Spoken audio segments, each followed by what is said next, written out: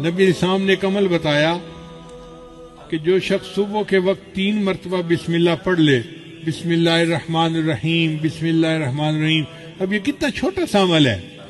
جو شخص صبح کے وقت پڑھ لے شام تک کوئی حادثہ یا کوئی اس کو مصیبت نہیں پہنچ سکتی، اور اگر شام کے وقت پڑھ لے گا تو صبح تک اس کو کوئی مصیبت نہیں پہنچے گی۔ یہ کتنا چھوٹا عمل ہے۔ اپنے گھر میں اپنی بیویوں کو بھی بتائیں، اپنے بچوں کو بھی، اور ان کی عادت بنائیں کہ وہ ہر وقت یہ بسم اللہ کا عمل کرنا شروع کر دیں۔ عبداللہ ابن عباس عنہ کی روایت ہے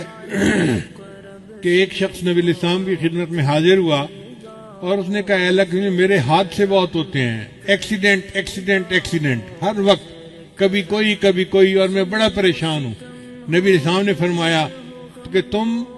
جب گھر سے نکلا کرو تو یہ پڑھ لیا کرو، بسم اللہ علی نفسی و اہلی و مالی، یعنی میرے اوپر بسم اللہ، میرے اہل کے اوپر اور میرے مال کے اوپر بسم اللہ، تم یہ دعا پڑھ لیا کرو۔ اس صحابی نے جب سے یہ دعا پڑھنی شروع کر دی اس کے بعد زندگی بھر ان کا کوئی حادثہ نہیں ہوا، اللہ نے حادثے سے ان کی حفاظت فرما لی۔